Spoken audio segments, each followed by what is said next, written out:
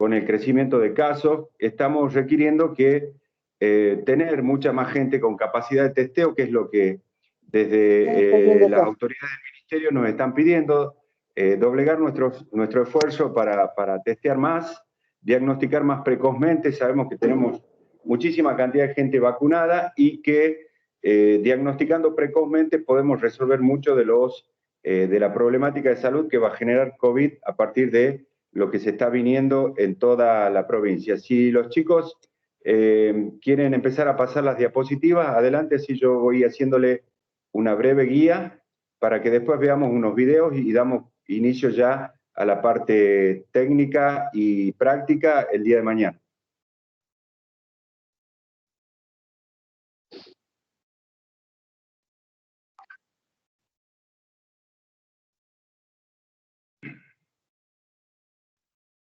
Bueno, ustedes saben que la estructura de nuestro ministerio tiene un comité de emergencias en salud que está actualizando de forma constante todos los requerimientos de capacitación de todo su recurso humano. Así es que esta capacitación en hisopado nasofaringeo forma también parte de todo el ciclo de capacitaciones de nuestro ministerio. Obviamente agradecemos a la licenciada Sánchez, que está a cargo de toda la coordinación desde lo técnico y desde lo práctico para que esto lo podamos hacer lo más fluido posible, lo más dinámico y lo más fructífero para todos. Pasemos entonces las diapos. Bien, lo que nos resulta importante hoy actualizar en el conocimiento de todos los chicos que vamos a estar trabajando ahora con la detección de COVID a través del hisopado nasofaringeo, es que ustedes tengan bien claro que no existen normas actualizadas últimamente. En los últimos días no se actualizaron normas en cuanto a la definición de casos sospechosos de COVID-19. Siempre el criterio 1 termina siendo nuestro paciente. Doctor, que lo interrumpa. Sí. Este criterio es el que nos pasó hoy el doctor Cali, ¿sí? Son los criterios actualizados de hoy. Que se van a aplicar a partir de mañana. Que se van a aplicar a partir de mañana. Buenísimo. Perfecto. Ahí los vamos a ir leyendo entonces con los chicos. Ya saben que el primer caso es un paciente de cualquier edad que presente sintomatología respiratoria, como tos, fiebre, odinofagia, pérdida repentina del gusto y del olfato, cefalea, mialgia, síntomas digestivos como diarrea y vómito, y sin una etiología conocida, pérdida repentina del gusto por sí solo en ausencia de cualquiera de los otros síntomas, también termina siendo una característica patognomónica en el criterio número 1. Vamos a la siguiente, si es que hay más.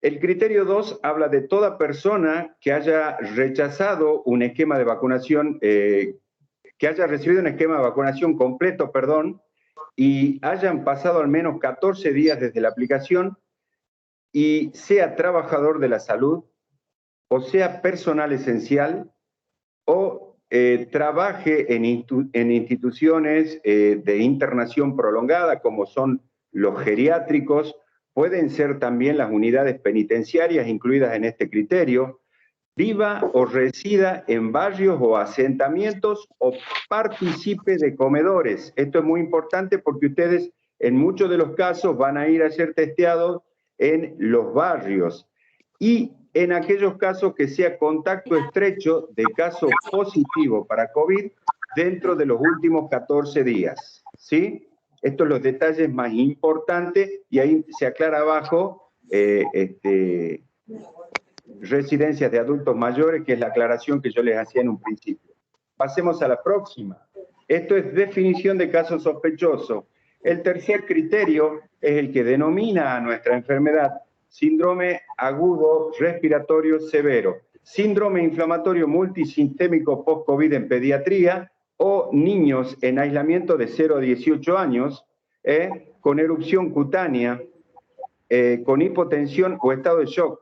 Recuerden que el criterio 3 es ya de paciente sospechoso con sintomatología rica, características de disfunción miocárdica, pericarditis, evidencia de coagulopatía, etcétera, etcétera. Este configura un caso sospechoso, sobre todo cuando hay circulación viral comunitaria. La próxima. Una vez que nosotros hacemos la discriminación de lo que es caso sospechoso, tenemos que establecer la definición de caso confirmado. El caso confirmado es aquel al que accedemos al diagnóstico por laboratorio, en todo caso sospechoso detectable para SARS-CoV-2 mediante una prueba biológica molecular, sea esta test de antígeno o PCR de tiempo real. La diferencia que vamos a observar acá es el tiempo en que tardamos en establecer el diagnóstico, que es el tiempo que va a llevar la lectura de una PCR de tiempo real, y la diferencia que establece la lectura de un test de antígeno, que en 15 minutos podemos entregarle a nuestro paciente el resultado. ¿Tiene esto alguna importancia? Desde luego, porque si estamos en presencia de un paciente y le podemos indicar aislamiento en el mismo momento, vamos a aportar una gran protección para el núcleo familiar de ese paciente. ¿Se entiende lo que planteo? Ahí está en el cuadro de abajo las medidas de control a implementar tanto ante todo caso sospechoso o confirmado para el laboratorio son el aislamiento y el control clínico, que en este caso, si el paciente es positivo, se hará por telemedicina. ¿De acuerdo? Identificación y aislamiento de los contactos estrechos, y toda la notificación se llenará en ficha epidemiológica, de la que ya vamos a hablar dentro de un ratito. La próxima, chicos. Esto sí es muy importante para ustedes que lo conozcan, en el sentido de que hasta en el día de hoy, luego de 2 años ya prácticamente de curso de pandemia, todavía hay dudas, sobre todo en la comunidad general, y podemos entender que esto puede surgir de alguna comunicación errónea desde el personal de salud. Todavía hay duda en lo que es la definición del contacto estrecho. Se determina contacto estrecho de un paciente positivo para COVID. La primera consideración que tenemos que hacer es cuándo fue diagnosticado COVID, nuestro contacto estrecho, para pensar que desde 48 horas antes yo puedo haber tenido contacto con esa persona y paso a hacer contacto estrecho siempre y cuando haya estado más de 15 minutos con la persona sin la debida utilización de las protecciones que son de hábito común, la higiene de manos y el alcohol en gel y el distanciamiento físico. Toda persona que haya proporcionado cuidados a un caso confirmado mientras el caso presentaba síntomas también debe considerarse contacto estrecho desde 48 horas previas a la detección. Cualquier persona que haya permanecido a una distancia menor de 2 metros con un caso confirmado mientras el caso presentaba síntomas también es contacto estrecho, y adicionalmente deben considerarse a toda persona que comparta habitación, y en esto es importante lo del hacinamiento, las unidades penitenciarias, etcétera, etcétera, o los centros de internación prolongada. Toda persona que concurra a centros comunitarios, ya lo hemos mencionado, no nos cansamos de repetirlo, parroquias, paradores para personas que están en dificultad o viven en la calle y que hayan mantenido un almuerzo en comunidad, son todos contactos estrechos si se detecta un caso positivo entre ellos. Los contactos estrechos en un avión también deben considerarse una vez que se ha detectado, porque es muy poco probable que tengamos una lectura de 48 horas anteriores cuando se trata de un vuelo aéreo, ¿sí? De un pasaje aéreo. La próxima, chicos. ¿Cuál es el criterio del uso de un test diagnóstico? Lo primero que tenemos que tener bien claro es qué tipo de metodología diagnóstica vamos a tener nosotros al alcance de nuestra mano, y como hoy estamos ante la premura de una posibilidad de incremento notoria de los casos, lo que tenemos que tener en cuenta es que vamos a tener 2 posibilidades diagnósticas, que son el test de antígeno y la PCR de tiempo real. En todo paciente sospechoso, sintomático, ya saben cuál es el paciente sospechoso, deberá hacerse un test de antígeno antes del 7º día del inicio del síntoma. Y la PCR se debe hacer en todo paciente sospechoso con test de antígeno o a partir del 7º día del inicio del síntoma, con test de antígeno negativo dentro de los 7 días, ¿sí?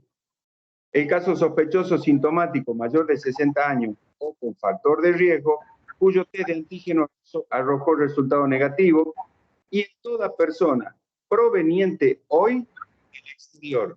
¿Importa que sea solamente Sudáfrica? Pues no, porque ya Omicron está diseminada en más de 110 países y es importante que a todo aquel ingresante del extranjero se haga una PCR. ¿Y por qué una PCR y un test de antígeno?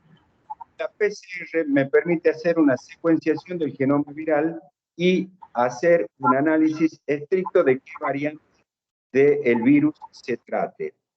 Por último, mencionamos casos de pacientes con test de antígeno y PCR negativo que consultan nuevamente por persistencia o empeoramiento del cuadro sintomático. A ese paciente también se le deberá hacer una PCR de tiempo real.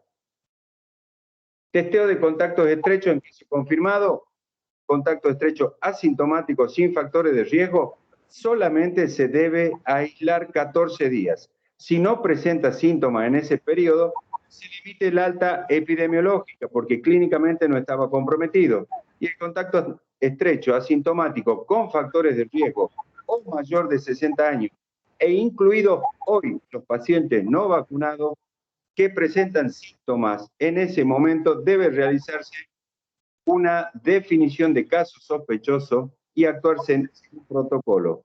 Si no presenta síntomas, al 7º día deberá hacérsele una PCR. El aislamiento de los contactos estrechos hasta el 14 días, aunque presente un test negativo, en cualquier caso, es una medida que ha implementado nuestro ministerio, que creemos que debe recalcarse hoy permanentemente, por cuanto hemos notado que muchos agentes laborales de organismos intermedios e incluso de empresas privadas emiten alta a partir del 7º y al 10º día, y no creemos que sea conveniente en función de la cantidad de casos de circulación viral comunitaria que estamos teniendo. Con una meseta alta de más de 500 casos, es algo que debemos reconsiderar. Adelante con la próxima. Bueno, esta era la charla original. Todo lo que hemos hablado hasta el momento son actualizaciones de último momento que apreciamos mucho que se hayan incorporado. Yo hoy las he pedido que se incorporen porque creemos que sigue siendo muy importante que ustedes, como agentes de salud, tengan conceptos claros sobre lo que van a hacer en este momento. El objetivo de esta capacitación ha sido y será la siguiente. La siguiente, chicos. Que tengamos una actualización de cuáles son los cuidados y equipos de protección basados en el agente infeccioso que nos afecta hoy, que es el SARS-CoV-2. Adelante. Así es que vamos a revisar y reforzar medidas estándares que ya las han conocido hace mucho tiempo, desde que hacíamos influenza, tratábamos con H1N1, hemos tratado cuáles son las medidas estándar de bioseguridad para atender pacientes, en este caso sospechosos de SARS-CoV-2, COVID-19, y revisar y reforzar las medidas estándares de contención y bioseguridad para atender también pacientes confirmados, porque no solo nos van a convocar para que hisopemos pacientes en el aeropuerto, en un domicilio o en su condición de aislamiento, sino también nos pueden llamar a hisopar pacientes en condiciones de internación o en pacientes en condición de alojamiento preventivo prolongado, como pueden ser los centros penitenciarios, ¿sí? La próxima, chicos.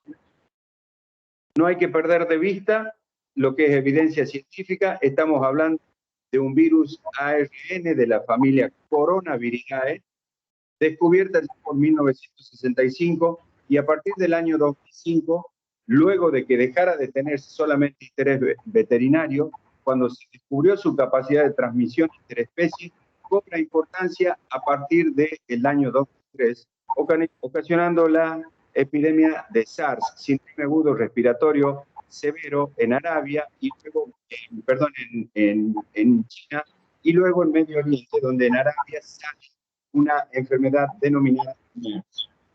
La importancia de la taxonomía de este virus es importante que la tengamos en cuenta. Es un coronavirus porque tiene una estructura con una corona que lo rodea. No se olviden nunca de esa gráfica. Las espinas de las coronas son las proteínas donde reside la capacidad de mutación genómica del virus. Y lo importante de estas espinas es que son las que tienen alta capacidad de adhesión a las células de nuestra mucosa respiratoria, que son unas células similares a las del sistema de renina, angiotensina, aldosterona. Tenemos muchas microorganismos numerosas, por eso es importante entender que la taxonomía del virus es la que indica la importancia de la capacidad de su virulencia. Ahora sí vamos a la próxima. ¿Por qué es importante la virulencia de este virus? Virulencia es la capacidad de infectar, ¿verdad? Porque está descrito que la transmisión será por contacto, a través de nuestras gotas de flujo, las que yo estoy eliminando ahora permanentemente mientras estoy en oratoria, y los aerosoles. ¿Y por qué es importante la gráfica que yo les pongo ahí abajo al pie? Tenemos al doctor Li, que es el paradigma en China de la diseminación de esta virosis. El doctor, miren la particularidad, era oftalmólogo y es el primer personal de salud que fallece por el efecto del SARS-CoV-2, y una persona que se dedicaba a la práctica cotidiana de la oftalmología, es raro cómo se infecta. Pues bien, ahí se descubre la primera transmisión por contacto, porque el paciente se infectó por la mucosa conjuntiva, y lo primero que transmitió es que tenía un grupo de pacientes que sufrían conjuntivitis y además neumonía. El segundo comunicado que emite es que él estaba cursando una neumonía, y el tercer comunicado es donde ya se informa el fallecimiento del doctor. Este paradigma de transmisión nos tiene que servir cuando no había vacunas para COVID. Lo importante de la virulencia y la capacidad de transmisión de este virus, que hace que nosotros, en nuestro Ministerio de Salud Pública, hayamos escrito, sigamos, sí, está bien, está acá, a partir del 25 de abril del 2020, las normas de bioseguridad y uso responsable de elementos de protección para el personal en el contexto de pandemia. Este documento siempre nos ha ido proporcionando y está al alcance en la aplicación del Ministerio todas las recomendaciones de prevención y control para el personal de salud, y las mismas están basadas en la mejor evidencia disponible. Se actualizan fecha tras fecha y es así que he llegado al documento con el que inicié esta capacitación, ¿verdad? ¿Qué es lo importante de esto? Que tiene una muy buena clasificación para lo que son aerosoles. Pongamos la siguiente, por favor. ¿Y cuáles son los procedimientos PGA, procedimientos generadores de aerosoles? La primera que se enuncian son las tomas de muestra para virus respiratorio. Es lo que van a hacer a partir de ahora ustedes, que tomen la capacitación práctica, van a salir a la calle o en su centro de trabajo o nodo de testeo a tomar muestras para vía respiratoria. Y fíjense que en esta clasificación publicada ya en abril del 2020 figura como el primer procedimiento generador de aerosoles. Tienen importancia lo siguiente, créanme chicos que todo: manipulación de centrífuga, manipulación y procesamiento de muestras de materia fecal, aspiradores, ventilaciones invasivas, oxigenoterapia, intubación y extubación, resucitación cardiopulmonar. Si tenemos tiempo les voy a contar una anécdota reciente de una resucitación cardiopulmonar en 24 horas. Higiene bucal para los pacientes que están en los pediátricos. Alguien se encarga de la higiene bucal de esos pacientes. Obviamente, esa higiene bucal genera aerosoles. Procedimientos post-mortem de todo tipo, endoscopía, intubación endotraqueal y toda la práctica odontológica en general también genera aerosoles. Vamos a la próxima. ¿Qué es lo que es hasta la fecha evidencia científica publicada? Nosotros teníamos una cronología en la que íbamos avanzando con las actualizaciones para COVID, mientras dábamos capacitaciones a nuestros recursos humanos, y hemos dejado de escribirlas a partir de julio del 2020, y hemos decidido confrontarla con la situación actual. En julio 2020 era realidad la transmisión silenciosa, y hoy está confirmado. Quiere decir que un individuo presintomático o asintomático transmite la enfermedad, chicos. En cuanto a la muerte, la CDC había establecido que era más frecuente la muerte en pacientes mayores de 60 años, y hoy, en la actualidad, eso ya está demostrado que depende del avance de los programas de inmunizaciones en cada país, en cada territorio y en cada jurisdicción. La realidad es que no solo mueren mayores de 60 años, sí hay una relación directa con los factores de riesgo, pero los pacientes inmunizados de menos edad también han aumentado la carga de fallecidos a la actualidad. Es una enfermedad que no solamente cursará con síndrome respiratorio, efectivamente hoy está confirmado, encefalitis, trombosis, enfermedad cardiovascular y distrés respiratorio, entre otras, son las causas de muerte, tromboembolismo pulmonar, sin ser la causa respiratoria estrictamente. También es evidencia la actividad. En cuanto a los anticuerpos, se sabe que cuando una persona se enferma a partir del 8º día, empieza con un sistema de células y anticuerpos que van a ir decayendo significativamente, pero no va a perder inmunidad del todo, porque el paciente tiene un sistema de linfocitos que tienen una memoria y se actualizan con la aplicación de las vacunas. Y en cuanto a vacunas, en julio del 2020 solo se conocía de la fase 1 de avance de Moderna, con óptimos resultados, cada 28 días, de la fase 3 de Pfizer, BioNTech, y en la actualidad, y en nuestro medio puntualmente, ya sabemos que podemos contar con más de 6 plataformas, entre las que podemos mencionar Pfizer, Moderna, Sputnik, CanSino, AstraZeneca, y por último Sinopharm, que en nuestra provincia han tenido muchísimo éxito en las campañas de vacunación. Vamos a la próxima y vamos ya concluyendo con lo que es importante para nosotros. El objetivo, volviendo al principio de esta capacitación, chicos, es volver a recuperar el conocimiento y la sistematización. Cuando digo sistematización, es que lo tengamos incorporado en nuestra actividad cotidiana, al lavado de manos, al uso de a la protección ocular y obviamente a las tijeras plásticas o camisolines en todas las prácticas que nosotros vamos a desarrollar. Las precauciones estándares incluyen las prácticas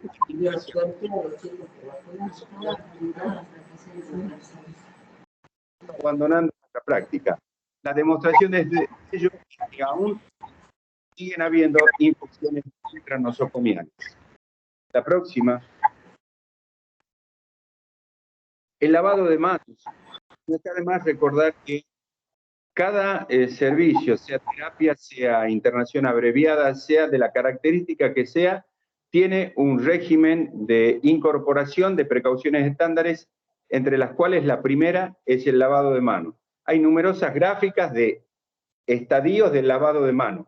Para ser práctico, vamos a reforzar el lavado de manos cantando el cumpleaños, si así le parece. Pero en ese lavado de manos hay que reconocer todas las instancias de nuestro lavado de manos, de qué lado se lava la mano, con qué se la lava, y si la queremos hacer en 6 tiempos, la tenemos que hacer en 6 tiempos, y si la queremos hacer en 11, como se hace en una terapia, la debemos hacer en 11. Pero el gráfico debe estar puesto adelante de nuestro lavamanos para que la incorporemos. No podemos tenerla en la parte del costado o de atrás del lavamanos, porque no vamos a poder lavarnos las manos y volvernos hacia atrás para volver a leer cuál es el paso siguiente. Lo tenemos que tener delante de la vista en el lavamanos para que así sí la sistematicemos, chicos. Traten de procurar que en su lugar de trabajo esto esté así, Hoy paso por muchos lugares de áreas sucias y áreas limpias de los distintos hospitales, de los distintos CAPS, y la gráfica de cómo debemos lavarnos las manos no está pegada. Así que volvamos a esa práctica, se los pido por favor. A la próxima. Lo demás constituye lo que significa controles de ingeniería.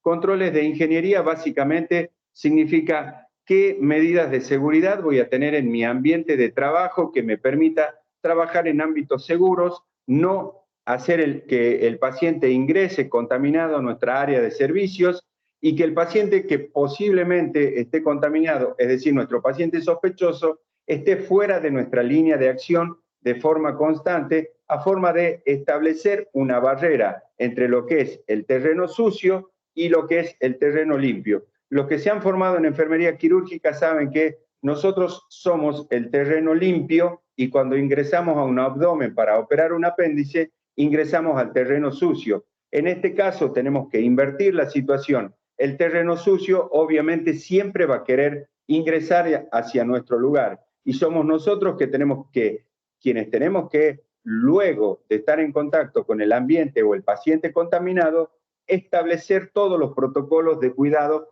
para no contaminarnos luego de haber establecido el contacto.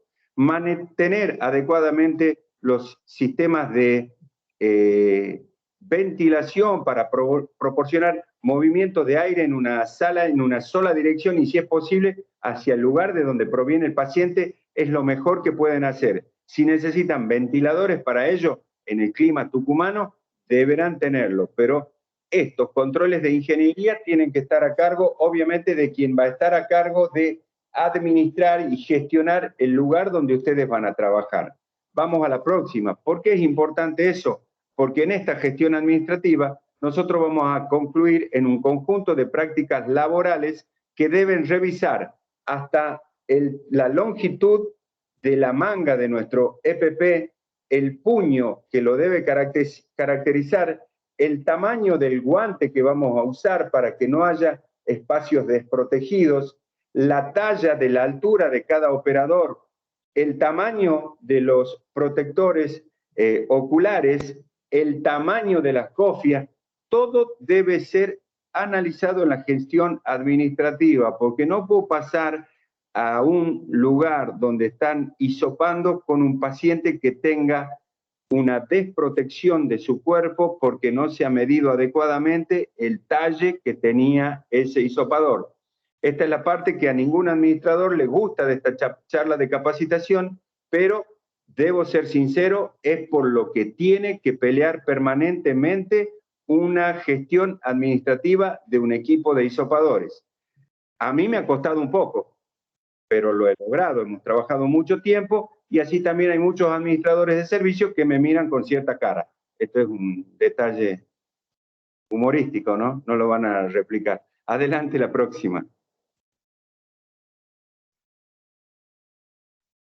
La próxima, chicos. ¿Están escuchando? Hola, ahí está.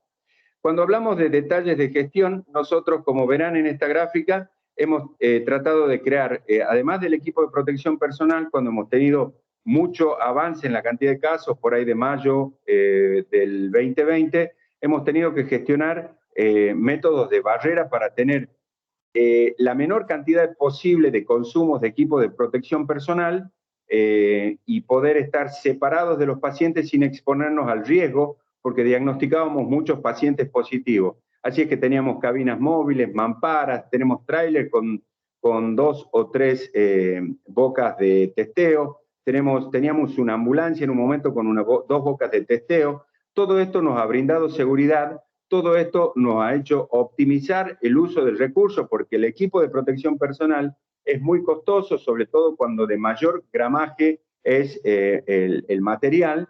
Y por supuesto, lo que nunca pudimos reducir es la necesidad de utilizar 2 guantes. Esto es un detalle muy importante, chicos. La necesidad de utilizar 2 guantes por cada paciente es lo único que no se puede resumir. De igual forma que un hisopo como para cada paciente es algo que no se va a poder economizar ni resumir. Eso sí, ténganlo bien claro. Por más que ustedes hisopen toda la mañana con una buena barrera, con un solo equipo de protección personal, siempre van a usar 2 guantes por cada paciente. Luego tenemos la consideración que el guante único de base lo pueden usar durante 4 horas o durante 3 horas hasta que lo cambian o durante determinada cantidad de tiempo. Eso lo van viendo ustedes, ¿sí? La próxima.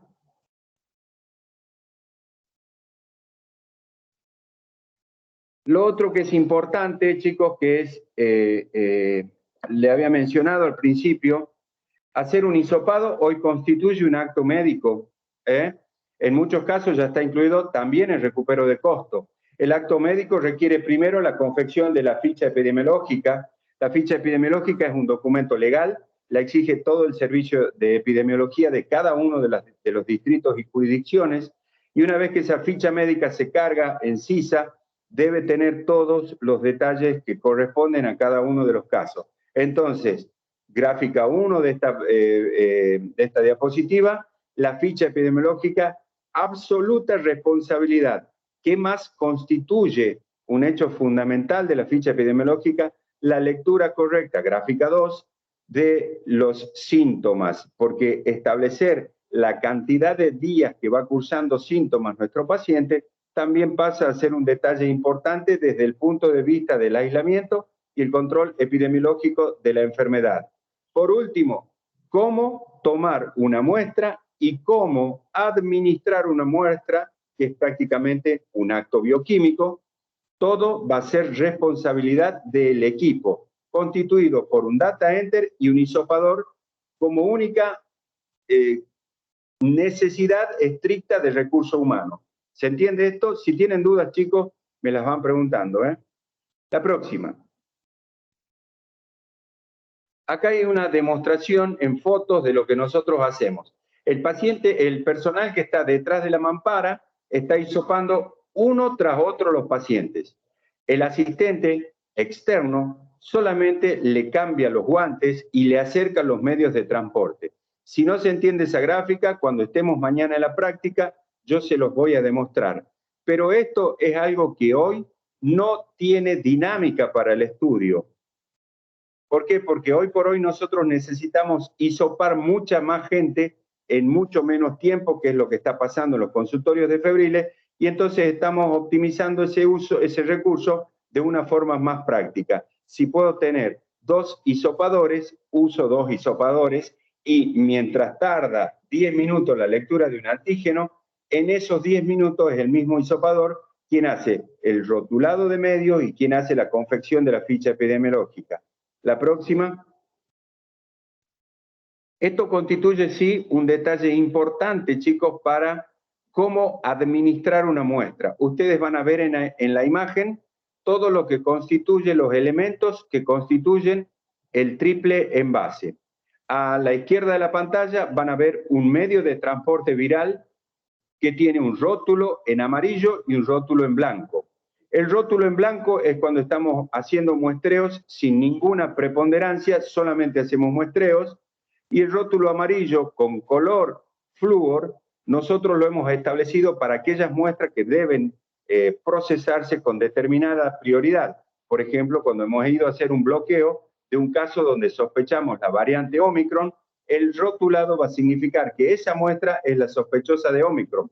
¿Por qué puedo llegar a tener un MTB con rótulo blanco y con rótulo amarillo? Porque en el mismo frasco, como lo verán en la gráfica del medio, podemos trasladar entre 10 y 15 medios de transporte viral. Y esos 15 medios no todos pueden ser prioritarios, pero sí todos se abrirán en el laboratorio en el mismo momento con el cuidado que vamos a tomar mañana en la práctica.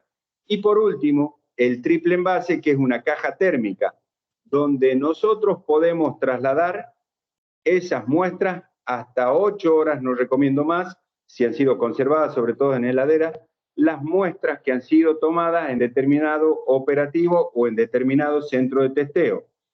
Siempre, si hay muestras con prioridad, rotular con sello amarillo en la carcasa y en la bolsa del equipo. Un adicional que nosotros habíamos incorporado para que nos conozcan el detalle en el Laboratorio de Salud Pública, cuando había triple envase que llevaban muestras como prioridad, los incluíamos en bolsa roja y se entendía. La próxima. Esto es lo que nosotros vamos a perfeccionar a partir de mañana, así como hemos hablado del lavado de manos. Una norma de eficacia comprobada para SARS-CoV-2 es la buena administración de un equipo de protección personal que constituye aproximadamente 5 elementos, entre los que les voy a mencionar las cofias, los protectores oculares, un camisolín, un par de guantes y unas botas protectoras para nuestro calzado. Tiene importancia cómo nos la colocamos. Si fuéramos a operar en un quirófano, sí tiene importancia cómo nos la colocamos porque no tenemos que contaminar al paciente, ¿verdad? Pero si estamos haciendo muestras de testeos para COVID, no tiene importancia cómo las coloquemos, siempre y cuando tengamos los 5 elementos de protección, un guante por debajo del EPP y el otro por encima, siempre y cuando tengamos todos los elementos, no tiene protocolo cómo nos lo colocamos.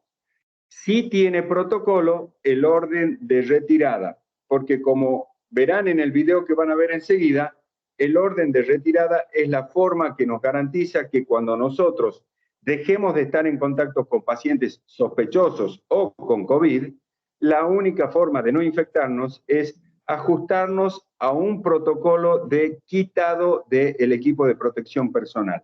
Eso lo vamos a ver en un videito que lo vamos a pasar a continuación. Mientras tanto, vemos la última diapositiva.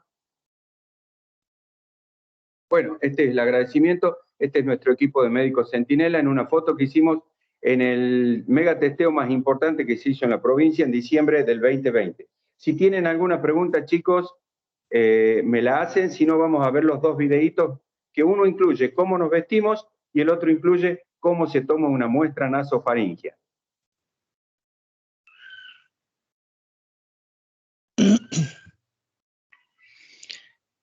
Doctor, usted hablaba recién, ¿me escucha? Sí, lo escucho.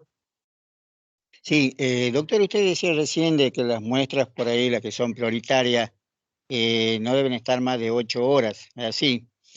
Pero, por ejemplo, en los CAP no tenemos nosotros, digamos, ese margen de error porque a nosotros las muestras nos retiran de un día para el otro, o sea que tendríamos ahí un pequeño inconveniente. Habría que pulir ese detalle con el tema del retirado de las muestras, porque, por ejemplo, a nosotros nos dejan las muestras, o digamos los medios un día a la mañana y lo pasan a retirar al otro día a la mañana.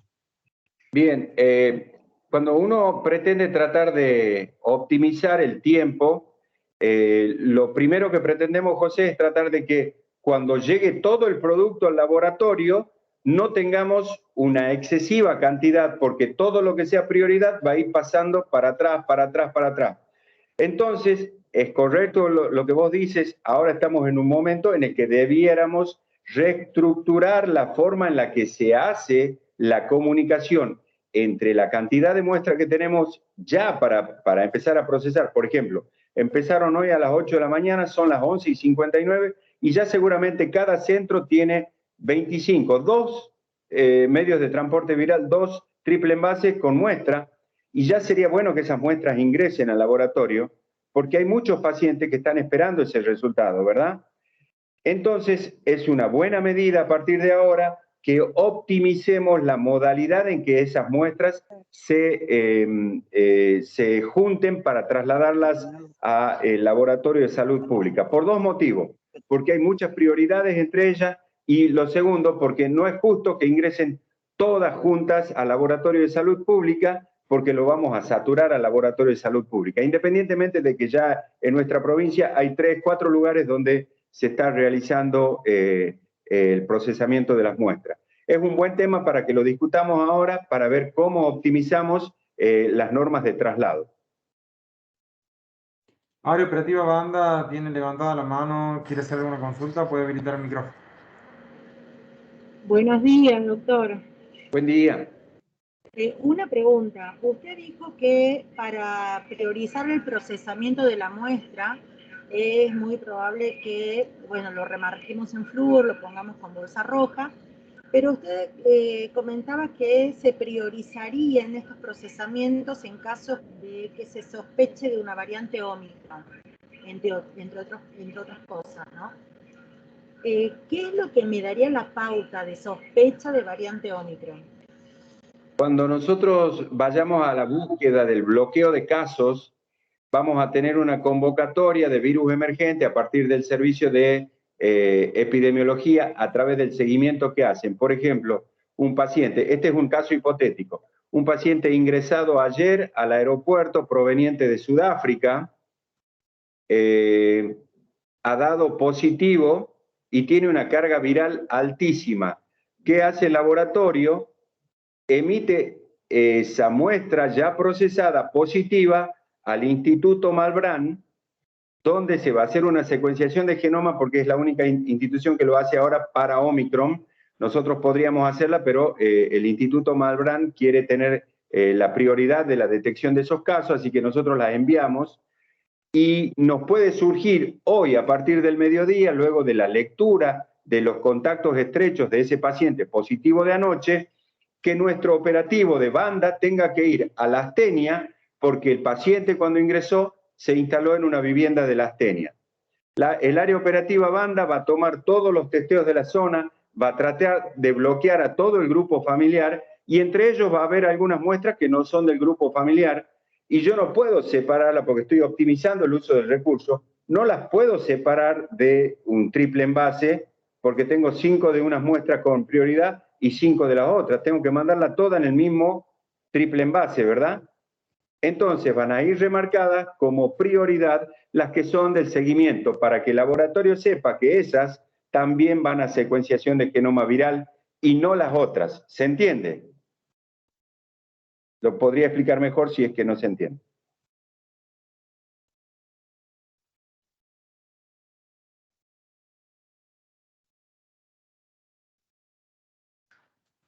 Bueno, les recuerdo una vez más, por favor, cargar sus asistencias en el chat. Estoy dejando constantemente el link y si no pueden ingresar al link en el chat, dejar nombre, DNI y área operativa de trabajo, por favor, muy importante. Avanzamos, doctor, con el video de hisopado. Vamos a ver el hisopado. Es posible que tengan que hacer, disimular lo que, este es un muestreo de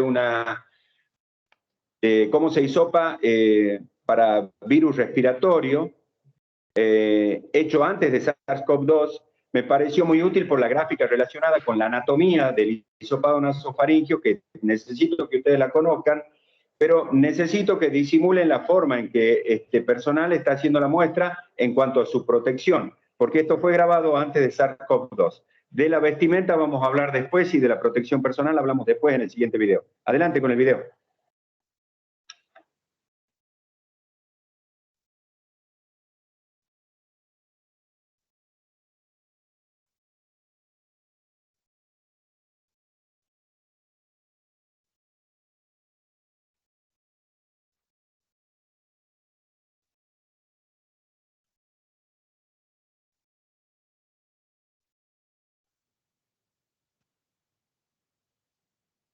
En la primera parte de este video mostraremos la técnica de hisopado orofaringio y nasofaringio. Hay 3 puntos importantes que destacar antes de repasar el procedimiento de estas técnicas. En primer lugar, cuando sea posible, las muestras deben recogerse antes de transcurridos 3 días del inicio del cuadro clínico de los pacientes que cumplen con los criterios de definición de caso. En segundo lugar, solo deben usarse hisopos estériles de dacfrón o rayón con mango de plástico o hisopos de nylon. No emplee hisopos de alginato de calcio ni hisopos con varilla de madera, ya que pueden contener sustancias que inactivan algunos virus e inhiben algunos análisis moleculares. Por último, verifique que dispone de todos los suministros apropiados y organícelos antes de comenzar el procedimiento de obtención de muestra. A continuación, detallamos los materiales necesarios.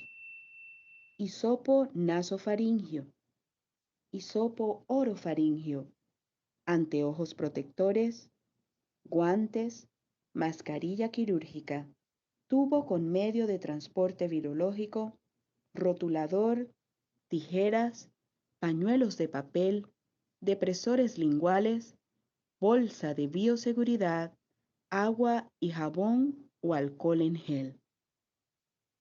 Paso 1. Lávese las manos muy bien con agua y jabón o con alcohol en gel para manos. Paso 2. Es importante que siempre utilice un equipo de protección personal apropiado cuando obtenga las muestras clínicas. En este caso, debe llevar anteojos protectores, una mascarilla quirúrgica y guantes. Colóquese la máscara, los anteojos protectores y los guantes. Paso 3. Extraiga el tubo con medio de transporte virológico de su envoltorio y rotúlelo con la fecha, los datos del paciente y toda la información necesaria. Paso 4. Solicite al paciente que se suene la nariz y deseche el pañuelo de papel en la bolsa de bioseguridad. Paso 5.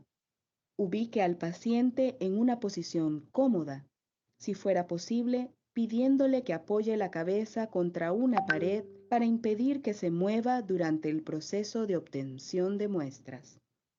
Paso 6. Extraiga el hisopo orofaringio de su envase e insértelo en las zonas faringea posterior y amigdalina. Frote el hisopo sobre ambos pilares amigdalinos y la orofaringe posterior, tratando de no tocar la lengua, los dientes ni las encías. Paso 7. Coloque de inmediato el hisopo en un tubo estéril que contenga 2 mililitros de medio para transporte virológico sin antibióticos. Paso 8. Con un método aséptico, corte o quiebre la varilla del aplicador cerca de la punta para que sea posible ajustar la tapa del tubo. Paso 9. Extraiga el hisopo nasofaringio de su envase e insértelo a través de los orificios nasales en orientación paralela al paladar, no hacia arriba, hasta encontrar resistencia o haber avanzado una distancia equivalente al espacio comprendido entre la oreja y el orificio nasal del paciente, lo que indica que el hisopo ha llegado a la nasofaringe. Frote suavemente con toda la superficie del hisopo. Mantenga el hisopo durante varios segundos para que absorba las secreciones antes de retirarlo. Paso 10. Coloque de inmediato el hisopo en un tubo estéril que contenga 2 mililitros de medio para transporte virológico sin antibióticos. Paso 11. Con un método aséptico, corte o quiebre las varillas de los aplicadores cerca de la punta para que sea posible ajustar la tapa del tubo. Para mostrar cómo se obtiene una muestra nasofaringea, se utilizará este modelo sagital de una cabeza humana. Obsérvese que el hisopo para obtener la muestra se introduce hasta llegar a la nasofaringe. Cabe señalar que el lagrimeo es una respuesta normal a la inserción del hisopo. Paso 12. Cuando haya culminado con la obtención de muestras, deseche todo el equipo de protección personal y demás materiales contaminados en la bolsa de bioseguridad. Paso 13. Lávese las manos muy bien con agua y jabón o alcohol en gel para manos.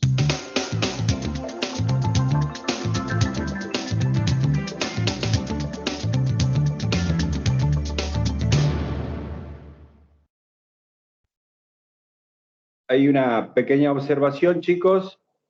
De nuevo, recalcar el detalle de la vestimenta del técnico operador. Y segundo, algo que nosotros hemos ido perfeccionando, el equipo de médicos centinelas, no tomamos muestras enfrentados a ningún paciente. Siempre la tomamos en posición detrás del borde de su nariz, detrás porque no veríamos, pero siempre es necesario no ponernos por delante porque recordemos que es la toma de muestra una maniobra generadora de aerosoles por excelencia. ¿Alguna duda al respecto? Todo esto mañana lo vamos a perfeccionar, mañana, pasado y el jueves en los talleres prácticos que vamos a hacer, ¿no? Si quieren ir pasando el video de cómo nos vestimos y desvestimos para que vamos concluyendo, adelante. Doctor, tengo una duda. Adelante. Yo soy agente sociosanitario Alejandra Urueña, del Carrillo. Hola, Ale. Los agentes sanitarios, ¿dónde van a la capacitación? Bueno, eso los chicos ya han armado un diagrama. Hay Hospital Centro de Salud, Hospital del Este y en Aguilares. Hospital Centro de Salud, Yerbabuena. Ah, bien, bien. Muchísimas gracias. Buen día, buen día. Buen día, Claudia, ¿cómo estás?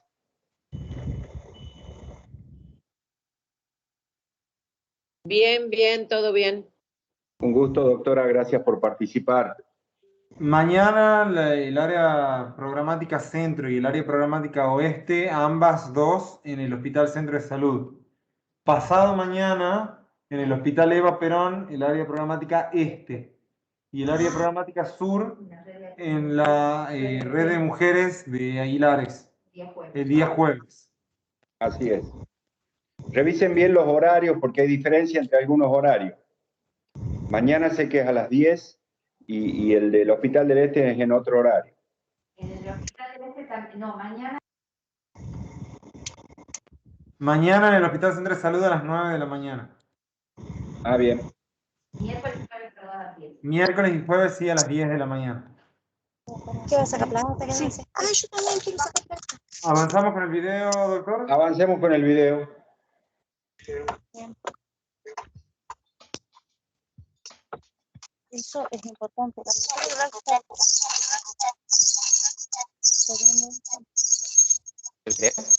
Del Instituto Nacional de Enfermedades Respiratorias. Chicas, cierren el micrófono.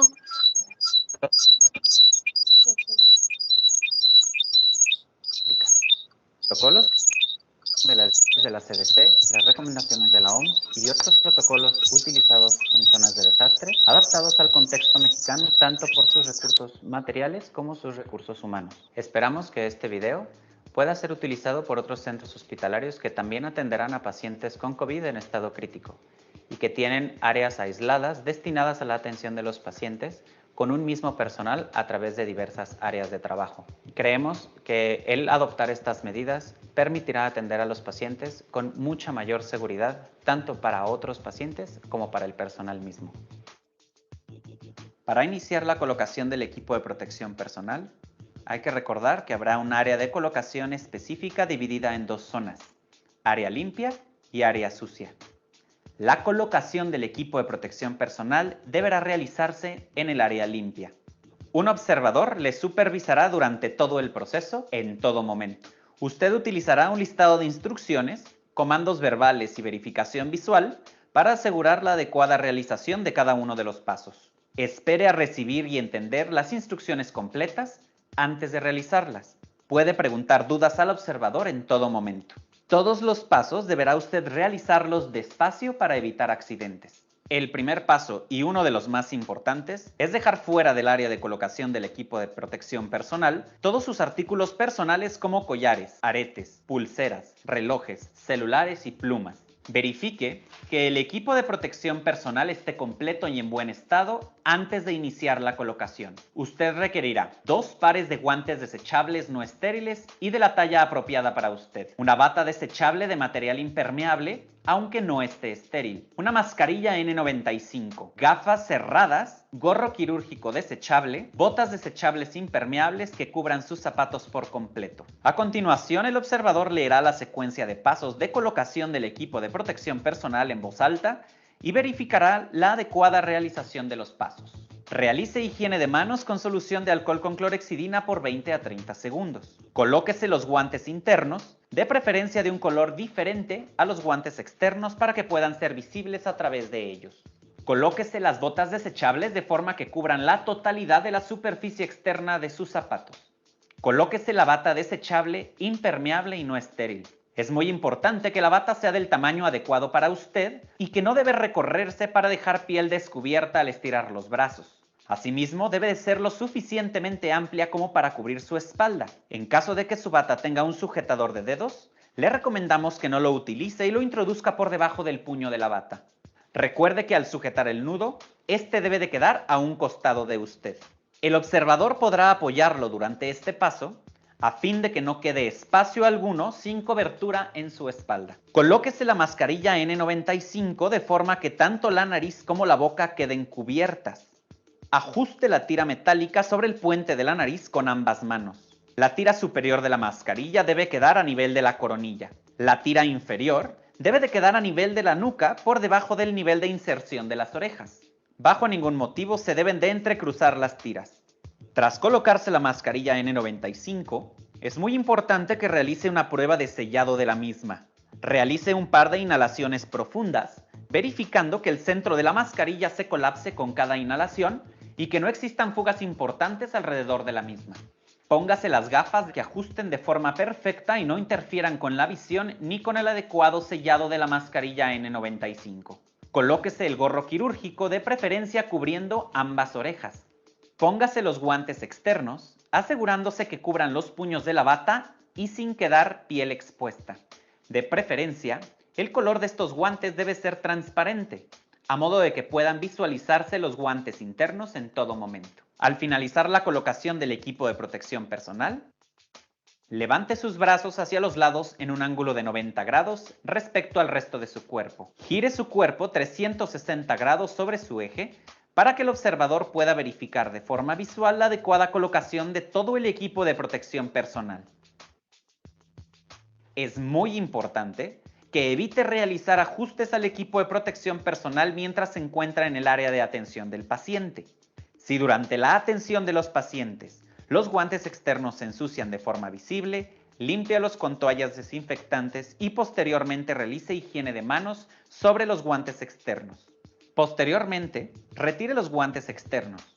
Realice higiene de manos sobre los guantes internos con alcohol clorhexidina y colóquese otros guantes externos. Deberá de cambiar de guantes externos y realizar higiene de manos con alcohol clorhexidina sobre los guantes internos en cada uno de los 5 momentos para el lavado de manos recomendados por la Organización Mundial de la Salud. Si durante la atención del paciente su equipo de protección personal sufre un desperfecto, deje en ese momento de realizar la actividad que estaba haciendo. Si se tratase de una actividad vital para el paciente, pida a algún compañero que supla sus funciones. Es importante también que notifique al supervisor del área para recibir instrucciones. Para el retiro del equipo de protección personal, es muy importante que usted considere que sus labores han terminado y que esta función debe realizarla con conciencia y despacio. Acuda al área de colocación y retiro del equipo de protección personal y colóquese en el área sucia, donde realizará usted todo el proceso de retiro del equipo de protección personal, a excepción del retiro de los guantes internos. Un observador le supervisará durante el proceso y en todo momento. Utilizará un listado de instrucciones, comandos verbales y verificación visual para asegurar la adecuada realización de cada uno de los pasos.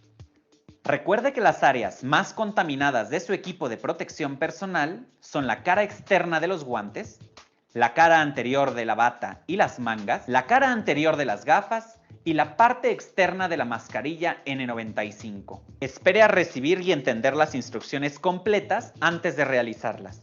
Puede preguntar dudas a su observador en todo momento. Le reiteramos que todos los pasos deberá realizarlos despacio a fin de evitar accidentes.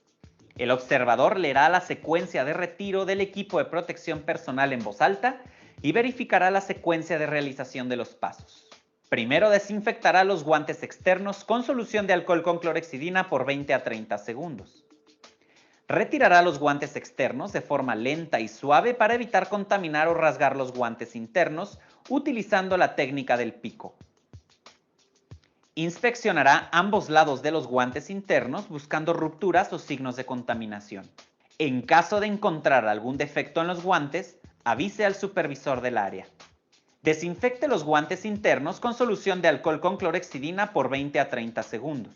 Libere el nudo de su bata y retire la bata lentamente tirando del centro de la misma. Es muy importante cuidar de no remover los guantes internos durante este proceso. Envuelva la bata de forma que la parte interna quede hacia afuera y al finalizar deséchela en el recipiente correspondiente. Desinfecte los guantes internos con solución de alcohol con clorhexidina por 20 a 30 segundos. Retire el gorro inclinando su cabeza hacia adelante y tomándolo con ambas manos por la parte posterior y cuidando de que la cara externa del mismo no toque su piel. Desinfecta los guantes internos con solución de alcohol con clorhexidina por 20 a 30 segundos. Retira las gafas cuidadosamente, tomándolas por la parte de las tiras que se encuentran en la parte posterior de la cabeza, mientras inclina la cabeza hacia adelante. Coloque las gafas en el recipiente con solución clorada, evitando provocar salpicaduras. Desinfecte nuevamente sus guantes internos con solución de alcohol con clorhexidina por 20 a 30 segundos. Retire la mascarilla N95 inclinando la cabeza hacia adelante y tomando inicialmente la tira inferior por la parte de atrás y pasándola por encima de su cabeza. Posteriormente, tome la tira superior por la parte posterior y pásela por encima de su cabeza hasta retirar por completo la mascarilla N95. Asegúrese que durante todo este proceso, la parte externa de la mascarilla no toque nunca su rostro. Desinfecte los guantes internos con solución de alcohol con clorhexidina por 20 a 30 segundos. Colóquese en la silla o banco y retire las botas desechables cuidando de solo pisar sobre la zona limpia una vez que la bota desechable haya sido retirada. Desinfecte los guantes internos con solución de alcohol con clorhexidina nuevamente por 20 a 30 segundos. Retire sus guantes internos cuidando de no tocar la parte externa de los mismos utilizando la técnica del pico.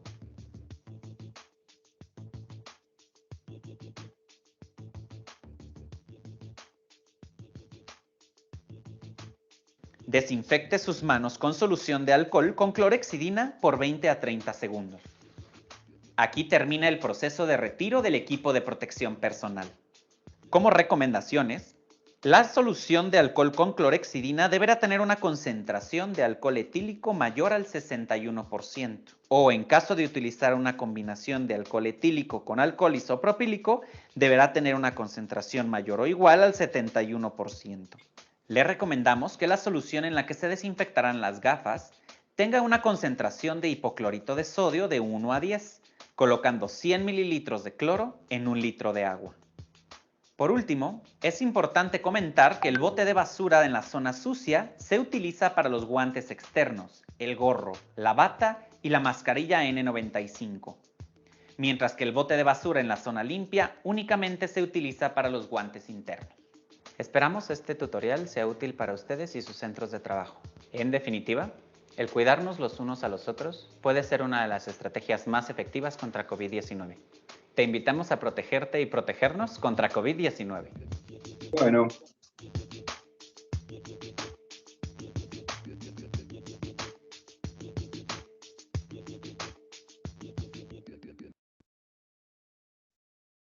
Bueno, chicos, como verán, muy claros los videos. Seguramente habrán observado algunos detalles que no son de nuestra práctica habitual. Sobre todo, por ejemplo, el uso de bolsas de color rojo, que nosotros lo hemos implementado desde el primer momento y nos sirvió muchísimo. Así que bueno, si tienen alguna duda, recuerden que esto lo ponemos en práctica mañana en los talleres. Si tienen alguna duda, vayan con todo anotadito para que mañana lo podamos hacer más dinámico. Y sobre todo, yo voy a llevar varios equipos para que la idea sea tratar de hacer la mayor cantidad de prácticas posibles para que puedan ir a terreno ustedes con cierta tranquilidad.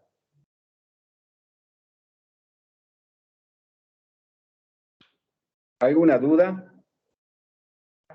Buenos días. Buen día.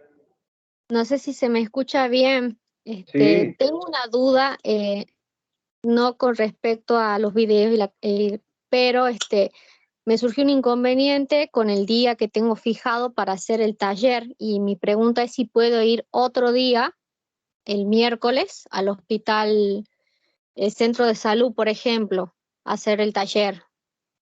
Yo soy del área Eh, operativa Tafí Viejo y me corresponde mañana. Mi pregunta es si puedo ir el no, miércoles. los que tengan dificultades para el día asignado, nosotros los podemos recibir en el Hospital del Carmen los otros días para que hagan la estación práctica en el Hospital del Carmen. Lo ideal, doctor, sería que dentro del mismo contexto del curso se presenten cualquiera de los 2 días siguientes en el mismo lugar que le toca al área operativa correspondiente. O sea, si no puede asistir al centro de salud el día martes, que vaya al Eva Perón el día miércoles. Ajá. Y viceversa. Ok. Perfecto, perfecto. Una Bueno, muchísimas pregunta. gracias. Eso es para los que recién van a empezar a ser hisopadores, ¿verdad? Porque los que ya venimos desde el año pasado, ¿lo tenemos que hacer también? Sí, de todas formas tienen que hacerlo todos los que vamos a trabajar, todos los que van a trabajar con hisopado tienen que hacerlo el curso. No está de más el repaso y es obligatorio. Bien, gracias. Aprovecho para recordarles una vez más que el único registro que nosotros tenemos de que ustedes han asistido a la parte teórica es el formulario de asistencia que hemos dejado en el chat, que les pedimos por favor que llenen sus datos ahí, si hay más de una persona conectada en el mismo lugar, como vemos en algunas cámaras, varias personas conectadas en un solo lugar, que por favor todos llenen sus datos en el formulario que se envió y que si han tenido algún problema para ingresar al formulario, dejen por lo menos nombre, DNI y área operativa de trabajo en el chat para que podamos tener el registro. Esta plataforma no nos devuelve una lista de los conectados, así que les pedimos por favor que lo hagan de esa manera para que podamos tener el registro. Buen día, doctor. Buen día. Soy de área operativa La Cocha. Quería felicitarlo, muy buena la capacitación.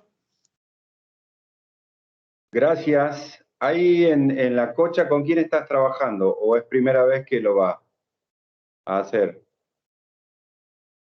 Y estábamos trabajando en el puesto fronterizo de Huacra y bueno, en La Cocha tenemos las odontólogas Magali Corbalán y Romina Lievas. Bien. Bueno, perfecto. Ahí nos estaremos viendo el jueves en Aguilares.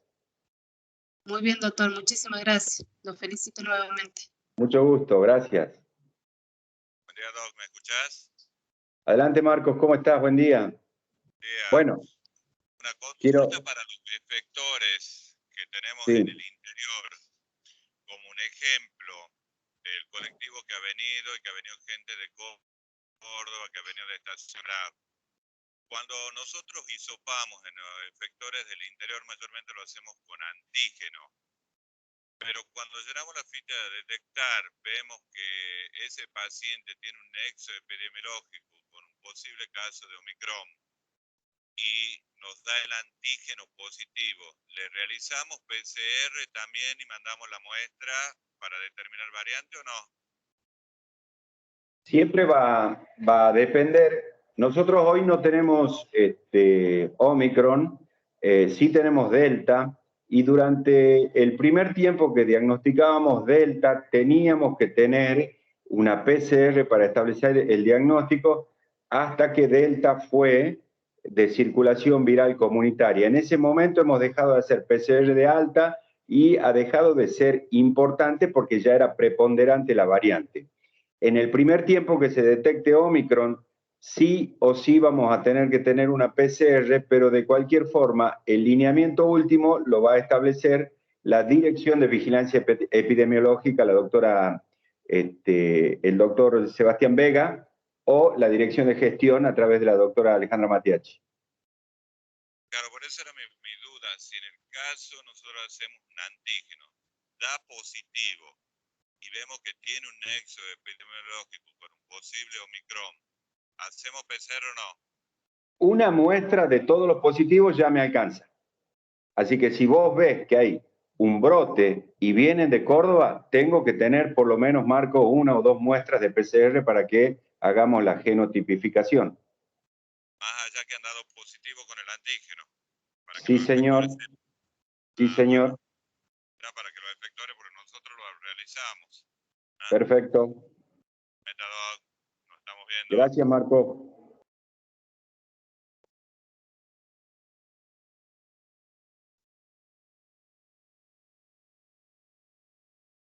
¿Alguna otra duda, consulta? Pueden habilitar los micrófonos o pueden dejarlas en el chat y yo se las leo al doctor.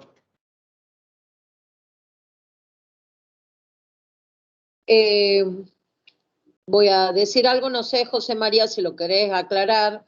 El tema del caso que tuvimos en La Guardia, no sé si recuerdas, que sería importante si vos lo querés comentar.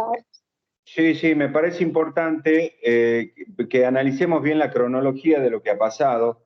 Nosotros, desde que empezó la pandemia, durante el primer año, hemos disminuido la cantidad de prestaciones en muchos servicios, incluidos los de 24 horas, porque la gente estaba o en aislamiento o con restricciones, o el personal médico no estaba atendiendo.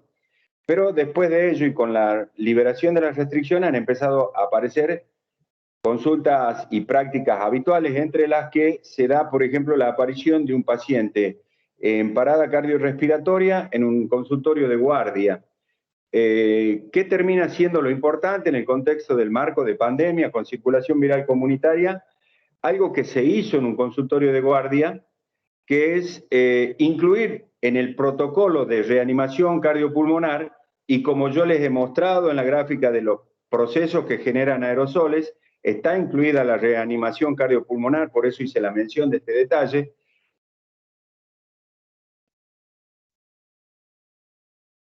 Fue incluido en el proceso de reanimación necesidad de hacerle un test de antígeno. Cuando el test de antígeno empezó a dar resultados, justamente terminaba el RCP y el paciente dio positivo. ¿Cuáles son las consideraciones a tener en cuenta en esto? Nunca dejar de pensar en un paciente portador de COVID en cualquier ámbito, que es lo primero. Y segundo, nunca dejar las normas de protección con el equipo adecuado de protección personal, aún en prácticas cotidianas de nuestro servicio de guardia, y tener contacto directo con el hisopador, porque no es lo mismo un paciente que ha sido diagnosticado su fallecimiento sin saber que cursaba COVID. Hoy todavía no están los certificados de defunción con el ítem paciente COVID, pero de alguna forma hay que empezar a sentar una jurisprudencia al respecto. Siempre lo que quería decir en este momento es la reanimación cardiopulmonar, uno de los procesos generadores de aerosoles, entonces nunca los servicios deben estar desprotegidos y nunca dejar de incluir la posibilidad de hacer un test de antígeno si es que lo tenemos a mano. Gracias por recordármelo, doctora.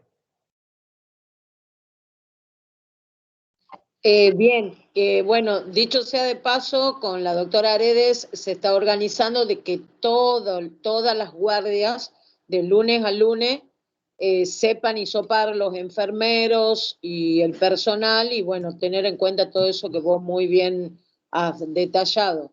Tener los EPP, tener los medios, todo, y porque es muy, muy importante, sobre todo para el otro personal esencial que hace las otras tareas, que sería la policía, el personal de las empresas fúnebres, siempre con por supuesto, responsabilidad que se asume, y también con que los familiares sepan lo que se está haciendo y nos den la debida autorización, por supuesto, ¿no? Así es.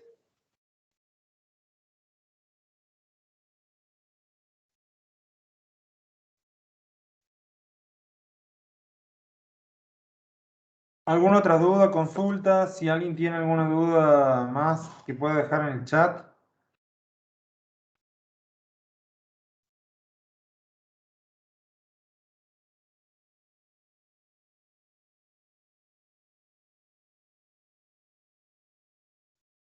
Estoy leyendo en el chat una consulta de nuevo sobre los días en los que pueden concurrir.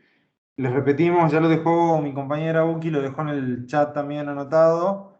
Hay un día para cada área programática, pero en caso de que no puedan concurrir ese día, pueden sumarse a la capacitación de cualquiera de las dos otros días que se realizan. Sí, el martes en el centro de salud, el miércoles en el Hospital Eva Perón o el jueves en el área programática sur en la red de mujeres de Aguilares.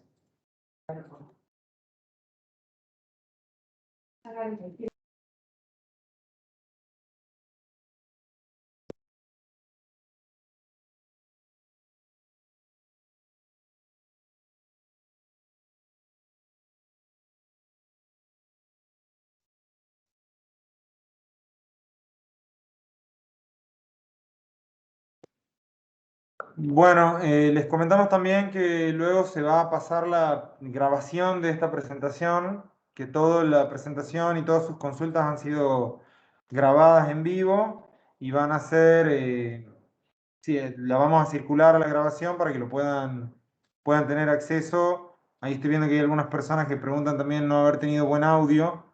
Vamos a hacerles llegar la grabación de lo que fue toda la presentación. Perfecto, disculpe, ¿a través de qué plataforma podríamos acceder al video?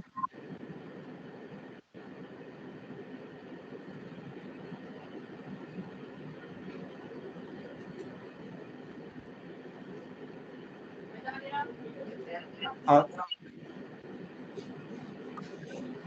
través de las direcciones de área programática y de las áreas operativas vamos a enviar los videos, ¿sí? Para que pueda llegarles a todos. Perfecto, muchas gracias.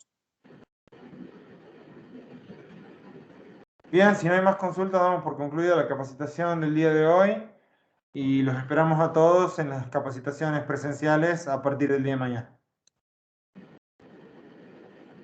Muchas gracias, chicos. Gracias, hasta luego. Guía, muchas gracias. Por favor, si alguien faltó Gracias, llenar la doctor. asistencia, no se olvide de dejarla en el chat o bien en el link que hemos estado mandando durante toda la capacitación.